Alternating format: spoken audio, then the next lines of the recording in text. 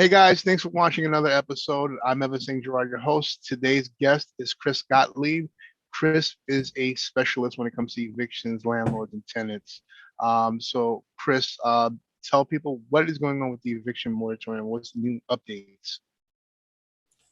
Well, it's expired. Well, tomorrow it's going to be over with, and it's not getting extended. So in the past, a tenant can sign a hardship declaration, and the landlord was very limited as to what they can do. And that hardship declaration was extended a few times. Now it is not going to be extended, which is great. Which means your case can restart, or if it hasn't been started yet, you can start that case. If you accepted ERAP money, however, you can What only is ERAP money? Emergency Rental Assistance Program. That's the federal money that's distributed by the states that will pay up to 15 months of rent. Okay. Landlords can apply for it with or without the help of their tenants. It's usually better if the tenants are helping with the application process. But if you accept that money, you can only evict for non-payment of any rent that's still due, or nuisance for the next year, a year after you accept the money. And what is considered nuisance? Nuisance, an ongoing and continuous course of conduct that affects your neighbors in an adverse way, essentially. Ongoing hoarding behavior or violent behavior or illegal behavior. I do have a couple nuisance cases out there though, but that's needs to be proven by the evidence that I have. But yeah, those cases can be brought still, whether or not you accepted ERAP money. If you did not accept ERAP money, you can evict for the same reasons you could always evict for, and that's really relevant to those owners of non-rent stabilized buildings. Okay. So I'm talking about when a lease expires and when a tenancy expires, it's not rent stabilized, you could evict unless you accepted ERAP money, then they're held up for a year. Okay. And there's still a stay for those pending ERAP applications out there. Okay, so if the tenant signed up for help with the rent and the OTDA, the government hasn't made a decision yet, you still can't do anything. Okay. Right? You have to wait until that ERAP application is either denied or the money is issued.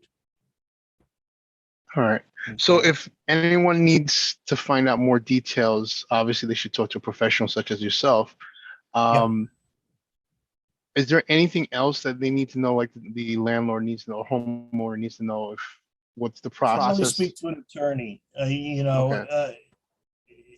If you do accept ERAP money and there's still money owed, you have to send a letter to the tenant advising them of their rights under the ERAP program, which is what we talked about just now. Also telling the tenant which months that ERAP money has been applied to. So you got to send that letter. And once you send that letter, you could go and continue with a non-pay case. So a lot of people out there think that, oh, I can't evict for anything once I accept ERAP money. That's not true. You still have nuisance, and you still have the non-pay case for the remaining amount. It sounds complicated, but obviously the people need to speak to a professional such as yourself so they can clarify exactly what their options are. Yeah. Yeah, All right. it's what's good now is that your cases can continue All right. Let's say that they unless approve. there's an ERAP stay. So let's say that they approve your case, like they moved everything over and they approved your case, and you can now legally evict the person. Now, what's the process? Let's walk through the process. Well, if you're doing a holdover, then you're going to have the predicate notices, depending upon the type of holdover that you're dealing with. Whether it's a 30-day, 60-day, 90-day, for nuisance 10-day, for super holdovers, you don't need a predicate notice. Then you'd start the petition if they don't leave, and the court would assign a date, and you try to either settle or you go to trial. Now, if for a non-payment case, you first have to send the default letters. 5 days after they haven't paid their month's rent, you're supposed to send a letter for each month. And then you're supposed to send a rent demand. And because there are still certain laws out there stating that 30 days is needed before starting a non-pay case, we are erring on the side of caution, and we're sending out a 30-day rent demand as opposed to a 14-day rent demand. And then once that rent demand has expired, then we'd go to petition if they haven't paid everything. Gotcha. No. You know what? This is a touchy subject, but people do need to know about this stuff. So if they want more information, how can they reach you? My line, 212-431-1300, extension 452. I'm with Borah Goldstein. Or they can email me, cgottlieb@borahgoldstein.com.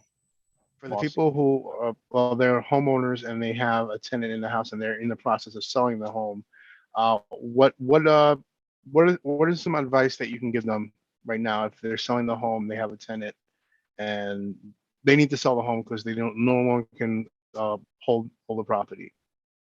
Well, what I would do is start the process of eviction now, as opposed to wait until they're at the closing, because it takes a while to evict someone. And if you start the predicate notices, then by the time you're at the closing table, if the buyer allows, the buyer can take over the case. Okay. He could do, if they could start the petition using your predicate notices, or if you already commenced the case, then you just make a motion to substitute the petitioner, and that will allow you to, them to continue with the process. What you shouldn't do is wait. Also, you should tell the buyer that you have tenants there. You don't make a sale contingent upon having an empty building. When we're selling the property, we usually ask the landlord, the homeowner, have you spoken to your tenants? They have to have a conversation with the tenants, because obviously, in order to show the house, to sell the house, we need to show the house, and we can't show the Right. house if the tenants are not going to let you in. So we try and have a conversation with the homeowner, and they have a conversation with their tenants, and usually that works. But sometimes something could get lost in the sauce in between the process. But we usually notify, not usually, we always notify whoever's buying the property that the tenants might be going, or what the status is of the tenants. They're planning to leave, they're in the process of leaving and stuff like that. But there are some cases where people are looking to buy.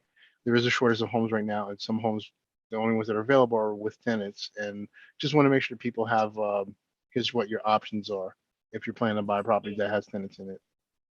Yeah, and make sure that you, during the closing, if the tenants are going to stay or if they're still there, that during the closing, you make an assignment of rents and leases so that the landlord can properly take over any amounts that are currently owed, as opposed to the old owner keeping that debt, because you Gotcha. can't evict on that debt if you don't own the premises. Common question that we get a lot, which I can't believe I'm actually asking this question.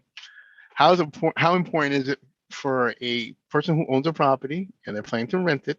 How important is it for them to have a It's lease? very important, because without a lease, there is there is the question of whether or not actual rent is owed. You could always go to Supreme and ask for use and occupancy. You can also do a holdover and ask for use and occupancy. But that's not, that question is not clear. Even just because someone's been paying you doesn't mean they're supposed to be paying you every single month. If you end a tenancy and it's a month-to-month tenancy, maybe they don't owe you rent for the next month. So it's a question of fact. And so rather than having to answer that question of fact, you have a lease that answers that question. A contract between the buyer and the owner and the tenant. Also, you could sue for legal fees if you have a lease, if it's in there. If you don't have a lease, you can't sue for legal fees. I think it's important to have a lease because it just shows everything that you agreed on, so there's no misunderstandings. We agreed at this price, we agreed from this amount of time, and this is how many people are going to be in the apartment and or the house or whatever the case may be. I think it's important basically for people to iron things out. Here's what we agreed on. Here's the paperwork that we agreed on, and this is where we're gonna go. So there's no misunderstandings. Yep. And you get their date of birth and their social security number, so you can get a money judgment and enforce that money judgment if you need to. All right. Is there any other changes or anything that around the corner that's coming that people should know about? No, just know that the ERAP stay is still out there, and you need to consider that when you are moving forward on an eviction. And there looks like there's going to be more money placed into that program, so it's not too late to get ERAP money. I think there's going to be more in March coming. Okay. And if they wanted to get information on that, where would they go to get information? Well, they should go on the OTDA. It's otda.ny.gov. And that'll tell them all about the emergency rental assistance program. Okay, awesome. Cris, again, thank you. I know you're a busy guy. So thank you for taking the time to do this. If you have any questions, thank you. Happy New Year, and keep watching. If you have any questions, we're always here to help. All right, have a good one. Talk to you guys later. Thanks for watching. Keep watching, more videos coming up. Anytime anything changes in real estate, we're here to help you, man. Talk to you.